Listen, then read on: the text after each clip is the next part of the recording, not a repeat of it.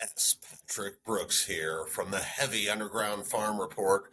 Today we have an interview with Sonolith from Las Vegas. Fucking these guys kick ass. I met them last year at Planet Desert Rock 4.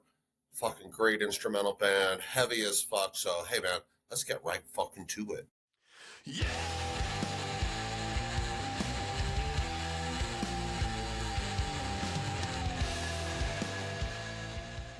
For joining me. This is S. Patrick Brooks with the Heavy Underground Farm Report. I have Sonolith, 3/4 of Sonolith here today. I'm super excited.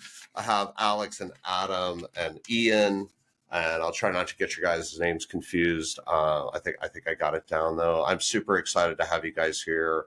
I know you have a new album coming out, and I wanted to talk to you guys about that, and then whatever else you guys wanted to talk about. But I thought maybe we'd get started with the album. Do you guys? Sorry, I didn't even give you guys a chance to say hey, how's it going? Oh, well, hey, how's it going? With the name thing, just keep it interesting. Play musical names. Excellent. Whatever you want to call us, Steve, it's fine. All Yeah, right, cool. exactly. Just so here, I'll have you guys introduce yourselves, and then I'll change it up as we go. Just so people know who they're talking to, or who's talking to them. I have Ian doing drums. Ian, thanks, buddy. Roll call. Alex, guitar and vocals, and then I have the bass player Adam here as well. Adam Sage or Sage Adam. We haven't. Like I said, haven't figured it out yet. That's on me. Just you'll figure it out eventually. I have faith. I got a chance. All right, you guys. I'm super excited about your new album. I've been listening to it, for almost a month now. It's like in my regular rotation of stuff I listen to when I get off work, smoke some weed, and put on some Sonolith. It hits just right. You guys are maturing as a band. The songwriting seems to just be getting better and better. So tell me about your album and what you guys think about it. Just your initial impressions, how you feel about the release that's upcoming. Well, I think we have a good momentum going, and making the record, like, we never 100% know what it's going to sound like until we're hearing it ourselves. At the very end. Yeah, at the very end. So we're experimenting with stuff all the way up to the very end. So it's actually kind of exciting absorbing our album for the first time almost too, Yeah. in that way. You spend so much time in the production of an album that it's hard to see the forest for the trees.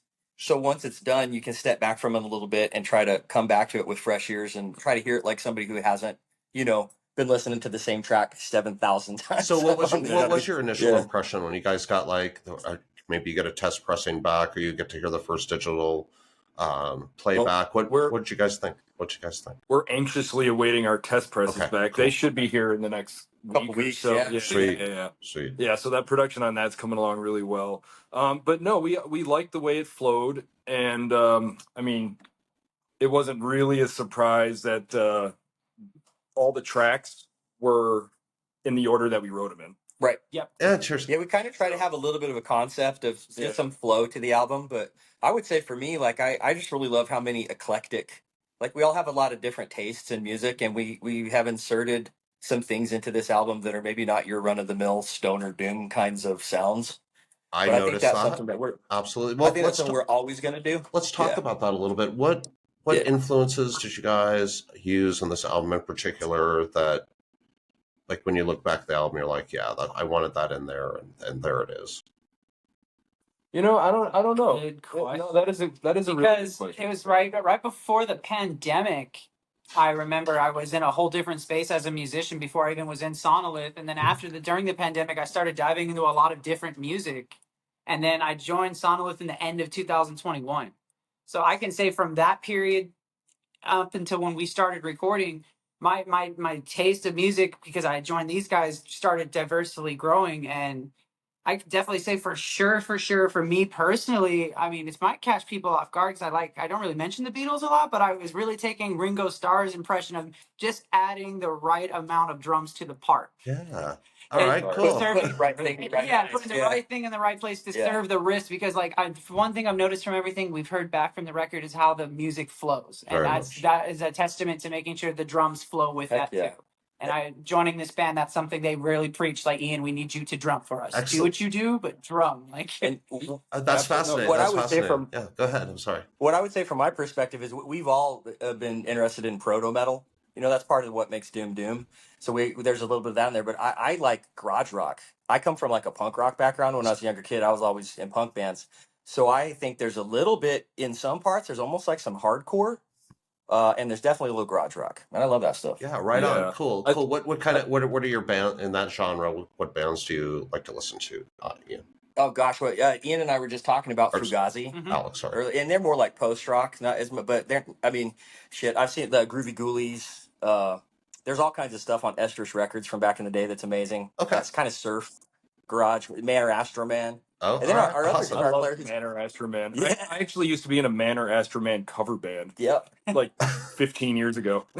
So our other guitarist that's not here right now, he's actually got a new waves show tonight. The new wave. So what they do is they're like a cover band. They do all kinds of 80s music, but they do it all surf style.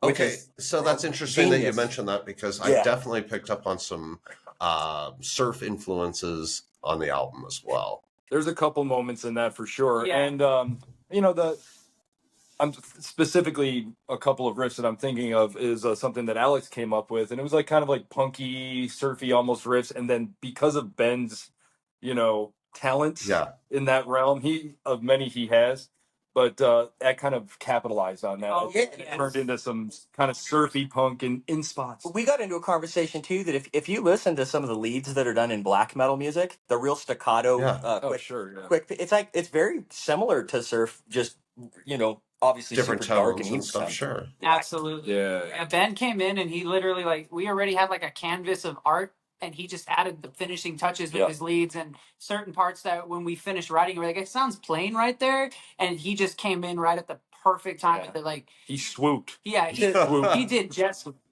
right. He really served the song. To So- Al's point earlier about how we experiment when we're recording, that's kind of what happened. Like we have these bass riffs and these song structures that are 95% complete, and then we'll be like, this just needs a little something else. And Ben came in the recording process and just laid something down where it was like, Oh, and shit. that's exactly what that song needed, and Yeah. I didn't even know it. 100%. Yeah. That's amazing. Yeah, and we all- So how do you I guys think write instrumental? I'm sorry to interrupt. How do you guys No, go write ahead, man. You're good. instrumental songs? Like I think I talk to a lot of bands that have typical singer and instrumentalist type, and they exchange their stuff on the internet and stuff. But you guys are an instrumental band. How does that work as far as songwriting goes? Well, I mean, songwriting, like, I'll throw a bass line in the band group chat. He'll throw a guitar part. And for the most part, we work out so far at least, Yeah. we work out the basic things in person together. And like, I'll play something, fairly simple on the bass along with Alex or vice versa. And then Ian's, he's good at writing in the moment. So he gets a good vision pretty quickly, I think, while we're jamming. We all collaborate. Like, we give a lot of feedback to each other. And we all collaborate. So like even as there's not a lot of bands where the drummer is like, hey, what if you guitar bass did a thing? Like he actually contributes to the songwriting, That's not just the fantastic. drums. Right. Which is I great. quote Ian Pace from Deep Purple. You're a musician first and a drummer Yeah. second. And really, honestly, most of our songs it starts with riffs, dude. Yep. Yeah. We you just guys- have like it's a riff couple of riffs stick. that fit together, or And since we're talking about the album, Yes. Midnight Flight, Okay.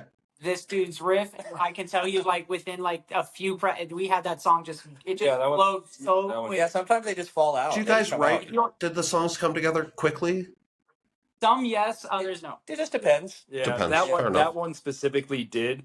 A couple others, like actually, to brave the desert of despair. Right. Oh, That that song was, was I think- retooled. Yeah, so I think that Yeah. was actually the last one we finished officially with the recording Yeah. recording process. So I had those riffs for a really long time, and it was stuff that we would like when we're at practice and we're just messing around and jamming. We will pull out things that we might play noodle with something for like 6 months before we actually nail it down and make it Yeah. into a structured cool. song. Said it before. We're a bit of a slow moving animal in that regard, but Yeah. whatever it takes. Yeah, Yeah. no, from a Perseverance. non-musician standpoint, to me, that whole process is absolutely, it just seems magical. And every band has a different approach that I talk to. So it's always Sometimes like, it's it's always Yeah. like, wow, I just can't imagine sitting down and like, especially with other people and figuring that out. So It's magical, and then you can step in dog shit too. Yeah, but that's honestly that's kind of the art part of being a musician is sometimes you don't even know where it comes from. Like you'll just be sitting there listening to what somebody else is playing, and it just pops in your head like almost like divine inspiration or something. It just coming up out of your subconscious but yeah, it is kind of a mystery, and I don't. We're not like I'm not like a technical guitar player. I don't sit around like okay C7 D D minor like Yeah. we just play by ear and we play what we feel like sounds good and to Ian's point he was making earlier whatever benefits that we always are just trying to write good songs. So whatever benefits the song the most is like kind of the golden path that we try to take. They are great. They're better than good songs. I enjoy them very much. Thanks, man. Have you guys ever have you guys ever considered maybe throwing vocals onto a track, or is that something you're like pretty much like sure. we just Oh, yeah. want to be in? No, we'll have that. Yeah, we're not vehemently opposed to that at all. But I think we've faced this question many a time, be it in a like a great context like this, or some drunk guy at a bar going, "Hey, you know what? I think Why you got no singer?" Yeah. Yeah. I can hear vocals. I can So hear them. I have a whole spiel where I just spit genres out at people, like which one, this genre, that genre, and then they're like, oh well, the last guy, oh god, somebody said he thought he heard like black metal wails over our stuff. Vocals I'm can be like, very okay. divisive, right? Like Yeah, you either divisive. love it or hate it. And we absolutely I was just saying at our last practice when we start writing for the new album, we're setting a mic up. I used to sing in the punk bands, and to be honest with you, the reason that I haven't tried to put vocals on the stuff that we have so far is because I never felt like what I was able to pull off I was either detracting from the guitar or just didn't fit in the way that it didn't add to the song in the way that I wanted it to, like we're talking about with the other stuff. Well, But now that we have Ben and we have another guitar player who's pretty solid and can hold it down, there should be opportunities to open up where, and here's the thing too, any vocals that we have in Sonolith, it's not going to be like super vocal heavy. It would probably be more like the vocals are sort of another instrument within the mix of the music. I think that's one of the cool things about the stoner rock genre is the way vocals are generally mixed into the music. They're not over the top. They're not, dominating the music. Would you guys consider like bringing in like someone to just do guest vocals, maybe? We've had this discussion recently at length, and there's somebody that we know very well. It's a good friend that is probably going to come in, and I think we might just do maybe one song, That'd be cool. like a whole, just to see what it is. And we've talked about doing like that could start like a guest vocalist thing here that we could do here and there, get different people to come in, have different interpretations, stuff like that. Anyone who sees this video, if you think your voice would be a good fit and want to guest that, shoot us a direct message or an email. We are open-minded to anything that makes the songs That's better. awesome. I think you guys have like such cool soundscapes. Like I can see some definitely different types of vocals, maybe some female vocals, and I don't know. I'm a fan. I'm a fan of the clean vocals. So as long as you guys don't bring in Cookie Monster, I'll be pretty stoked. I like both. I don't want to. I'm not going to let the cat out of the bag and say any names. But again, we have a really good friend that we'll just leave it at that. Described as how you were describing. Okay, we'll just move. Just head on down the road. So you guys deny. We'll edit that out.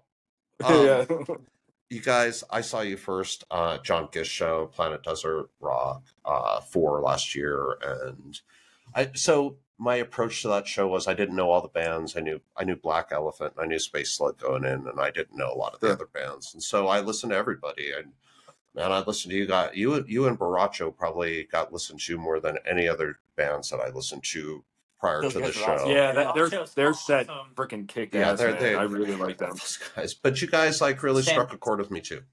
And then seeing you live. No, it was good talking to you at after the show over by the merch, man. That was really cool. It was good to meet you. Yeah. That was like not to like get into serious hyperbole here, but that was like a magical weekend for me. And that like really like those weekends that was just like I knew at that point I wanted to be more involved in the scene in some way. And we appreciate that from people like you, for real. Like I said in the last little video thing, like being a musician, I probably would never have met a person like you if I didn't play music. Yeah, it's true. Now we're here talking on a platform and having a good time. And about that show in particular, I also said this too. my drum teacher who was in my high school drum line, his name's John Speeds. I've known him a long time. I'm very well respected mentor of mine. He was at that show and he told me that's the cleanest I've ever heard you play behind a drum That's set. you got your That set means was the a world. great. Your set was That dude means the world to me, and to have him say that was like really It's an awesome. honor for us to be able to be on the same stage with bands like that. Like, you know, Yeah. Yes. the dude from Freedom Hawk, you know, he used my amp. You know, That's like so cool. that's great. I love it. You know, it's great. Yeah, so rad. So we get a little. We have our fanboy moments. We've gotten to play with some really really cool bands, and if you, to be honest, like it's not even just really like it's not because they're well known. I mean, just the quality of musicianship that you get to. Even some of the smaller bands that aren't as well known. It's for us to be able to just be in that arena and to share what we love, share our love of music with other people like you that come in Thank you. even as a you know an audience member. Yeah. It's another thing that we said in the last. I mean, this whole underground metal scene, not just in Vegas but everywhere I've been, it's so inclusive and it's so inviting, and there's so, you know, there's not all the clicky fucking bullshit that There's you run not. into in some other. I Yeah, have you know, it's received wild. like I have not had any pushback or negative interactions with anyone from the scene, and it's No. like I mean Everybody's there because they love it, you know. it's so cool. Like and I love Yeah. that about that weekend, and I love that I got to talk to you guys and the other bands, and it felt like that, you know, it felt like you genuinely were happy that we came to your show, and that's a good feeling. And I think, you know, maybe not every local band doesn't really understand that concept, but you know, the way you guys treated us, you know, makes us want to come back and go to more shows. And that Hell show yeah. in Vegas to Absolutely. me Yeah. felt more like a local show than going to shows in Denver. Like there was just something really cool about in the air that, you know, it wasn't just the weed, you know, there was something cool in the air. Every one of those weekends has been awesome. Yeah. You know, and increasingly so. Like John's really I can't wait for this he's year. putting his all into that. Yeah, he really ups the is. ante every year, Ups right? the ante. And you're coming to the next one, right? Absolutely. I already have my Oh, nice. tickets, and we already have our Hell yeah. like lodging arranged. And Andrea had a great time when she came out too. And so, you know, you guys talked a little bit about, like we talked just briefly there about the local scene. What's the local Las Vegas doom scene like? Doom specifically, there's a few bands that have been active, and we all kind of, you know each other and trade members, and I'm not Sonolith so much, but I mean Ian came from another Doom band that was active out here a couple years Cool. ago. It's pretty small, I guess is what I'm trying to say. It is really small. Do you But guys? the metal scene in general is pretty good. That's cool. Do you guys like interact with like the San Diego scene and things like that are closer? Sure. Absolutely. Yeah, like bands like Formula 400 have been out to Vegas several times. You know, they're killer. You know. Sonolith did its first show with Great Electric Quest and Mother Crone. Awesome. So yeah, it's Great Electric Quest are our homies. We miss them. They haven't played out here in a little while. We'd love to see them. Yeah, well, they played. The last one was Psycho. Yeah, Okay. You know, which isn't necessarily a local show, but you right, know. right. But it's held locally. We'll go with that. Yes, yeah. Mazzoa is also awesome. Yeah, Mazzola is really killer too, man. I love those guys. All right, Trying to think if I'm forgetting anybody.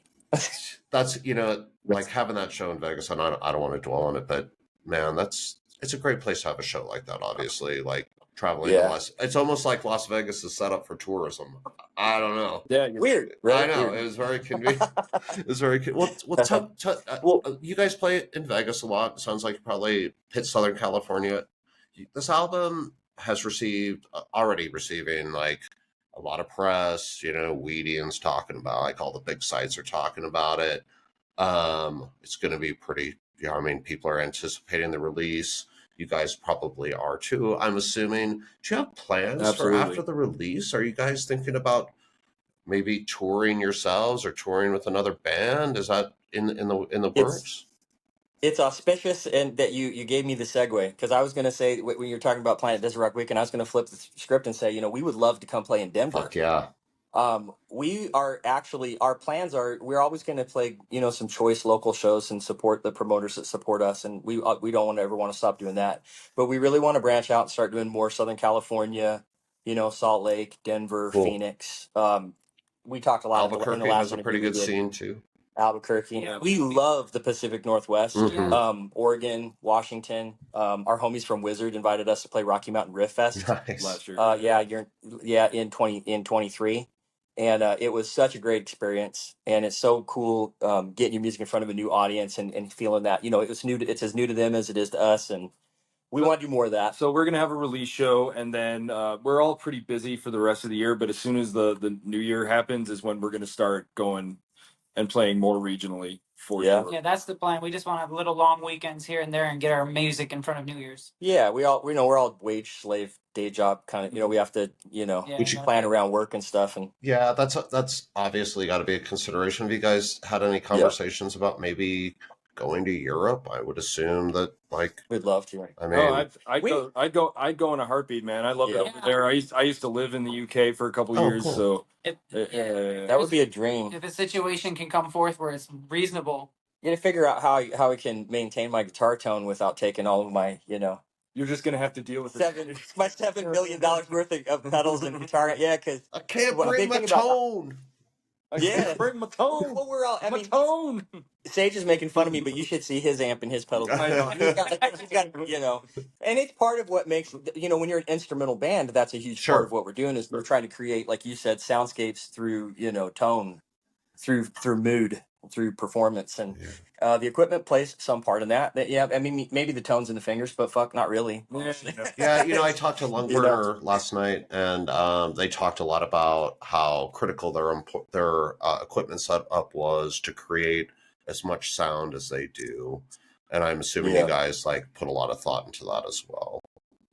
Yeah, and during the recording process, especially because I'll sit there and we'll tweak tones, reamp a bunch of shit. How many amps did we mic? Do you think like 3 or 4? Oh God, I would say, well, just as far as speaker cabinets, just 2, right, with a couple mics on it, and then straighten heads out and stuff. And then I would reamp through his pedals. We'd get like a tone and stuff like that, and then build on top of that, and then I put them in, take them out as needed. And then we're fortunate too. He's got like some amazing recording gear, like analog compressors and things that, you know, I'm not really that much of a sound engineering guy. So, but if he drops some of the names of the stuff he has, people will be like, "Well, shit, that's I'm not like an equipment guy either. So the equipment you use has got to be like you said, it's your voice. It's a factor. It plays into it, yeah. I mean, but you could write shitty songs and play them through great equipment, and they're still gonna be shitty songs. Believe me, I had great guitars that I made sound shitty, so I totally understand. I don't know. I still feel I could plug into literally any Ampeg anything or something equivalent and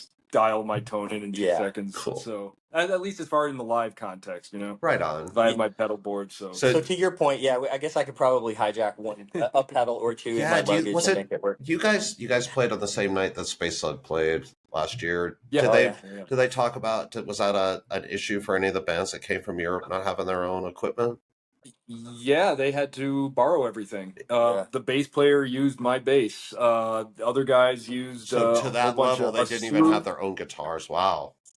Yes. Yeah. So no, that's not even really their own impressive guitars. because they sounded fantastic. So they did sound fantastic. Position. No, actually, I think it was Ben from Suncrow. Yeah. They were seriously involved in getting a bunch of gear, and they were also awesome. They were also awesome. Yeah. And also, Sun actually, Crow. Mario Lally provided some gear too, I believe, too. Yeah, as well. and So he's that's awesome. just seems like the nicest guy. Yeah, nice. That's cool. Everybody, man, it's cool as hell. That's awesome. Well, so I just have a couple more things for you guys. Like we talked earlier about some influences that you had. Do you have any bands that you're listening to right now that you would like? I mean, if you don't want to name band names, that's cool. But do you have anybody that's like inspiring you now, or you're like, damn, that new shit is really great, or anything? Not that they need any more press right now because they're killing it, but Cobranoid, that new album is fucking badass. Right? We've all been listening. So those guys are like, I've been seeing those guys locally for a couple of years, and like they had it right from the start. I'm glad you guys enjoy that album. I don't know. It's always cool when bands come out of Denver. I don't really have anything to do with it, but it's like, I don't know, it's that regional pride. It's like, woo woo. Yeah. So well, I like that. I've been listening to Hastronaut now too quite a bit since seeing them live. Though, like when I walked in and they started playing, I was like, their tone was massive band. Love to play. That's awesome. Yeah, that amplifier array that they haul around with them is fucking impressive. Stupid, but it's so good. They're really good guys Super too. good. I'm looking, we may have smoked a joint or two in the past. But May or may not have cannabis. yeah, I don't want to Yeah, I don't want to throw anybody under the bus there. But it was at the same unless that's where it was they at the same joint venue rolled. that. Sorry, it was at the same venue that I think we're gonna have our release party at in November. Cool. Yeah. What's that place called? The Dive Bar. The Dive Bar, Yep. right? I think I follow them on Facebook as well. So I It's a haven't been pretty there, small, yeah. but it sounds like a pretty good punk rock type of situation. How is it Yeah, similar to the pretty usual classic place? Vegas place. A little bit smaller and a little bit seedier, but Perfect. sound wise, Perfect. kind of there's been some dude. I There's saw been so many good shows. I saw Elder in that bar Same years ago. like years ago before they were opening for Tool and I saw Intronaut. Yeah. I saw Wow. Intronaut there with like Yeah. 15 people. Like it is freaking And crazy. for That's- me, I think they brought the Black Dahlia murder in there and exceeded the fire hazard limit for sure. I was there. That was one of the craziest metal shows they had in there. That was nutty. That's That's cool. Right 2018 on. thing. That place is real good to local musicians, and it's very low drama, low stress. Yeah. Just easy. Hell Good yeah. staff, good people. We love the usual place too. It's a relatively newer place, couple years now. The next block over, there's a venue called the Bunkhouse that was open in Vegas for freaking years, and it shut down kind of sort of over the pandemic, and hasn't come Had back. a fire. It had a Ooh. fire as well. Homeless people set it on Yeah. fire. And we missed that place, but the usual place is literally next door, so it's up the ante a little bit. I think. Yeah, A lot of good usual venues place is there. great shows. We get a lot of really cool stuff come through, and it's at any given weekend in Las Vegas, there's always so many different things going on that you're kind of fighting for attention a little bit. Sure. Actually, just speaking of which, are you going to Creator tonight? No, I'm gonna go. I'm gonna go see Ben's surf. The reason I asked is because as you were asking that question, a text came into his phone saying, "Yo, you gonna go to Creator tonight?" Yep. Testament, Creator, and Possessed at House of Blues. So much going on, man. Always. Do you guys? I that's kind of what I wanted to cover. I appreciate your time. Did you guys? But I want to give you guys a chance to talk about anything that you want to talk about. If there's anything going on in the scene or just something you want to say about your album or drops on October 4th. Yeah, it's gonna be out. We got really badass vinyl that I put together the art, and Sage got the order together with a good manufacturer, and we're hoping to get that test pressing back, like he said, within a week or two, and then the album release show is going to be in November. So awesome. Those are the main dates right now. Yeah. Yeah. So no, we're just very excited to finally get the record. Clearly it's been getting to the right ears, and thank you so much for the kind words. Thank of all Oh that my stuff. gosh, I love it. No, I like I said, I was so flattered that you guys wanted me to hear the album. So thank you. No, yeah, and I'm just gonna say, just back to your point earlier, we do want to just play after this album does come out. We are excited. October 4th, November album release show, but next year, 2025, hit us up if you. I mean, if you can get Cobranoid on, we want to come to Denver. So everywhere. You know what? I know a few people in Denver. That would be great. I'd love to see you guys come in and have you guys have a show with Cobranoid. That'd be the coolest thing ever. Yeah, that'd be the shit. We'd also like to start playing some more festivals as well. Yeah. I know a lot of bands will probably say that, but it's that's definitely a major goal. I'm for us. not going to lie. I was a little disappointed you guys aren't going to be at Ripple Fest. And then I think you guys should. Hey, we're ready to hop in the van whenever. Definitely, come on down, sneak on.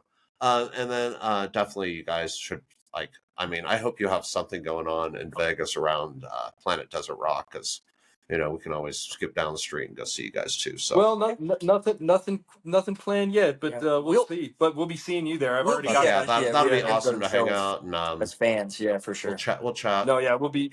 I think it'll be one of our first. Sonolith has played that like 3 times. 3 times. Yeah. So John is he's such a champ. He's the best. He brings so many good bands to Las Vegas, and we just appreciate being in those. Yeah. We appreciate him greatly. He's been a huge supporter. So this year, it's a whole new crop of bands, and goddamn, there's so many good ones. It's a crazy good lineup. Yeah, it is. I'm super excited. Well, thanks again, guys. I appreciate your time. I'm going to get this downloaded and edited, and I'll try to get it out Sunday. If you guys need anything in the meantime, let me know. Man, thanks for the shirt. I wore the shirt for both my interviews yesterday. Looks Yeah. fucking Nice. amazing.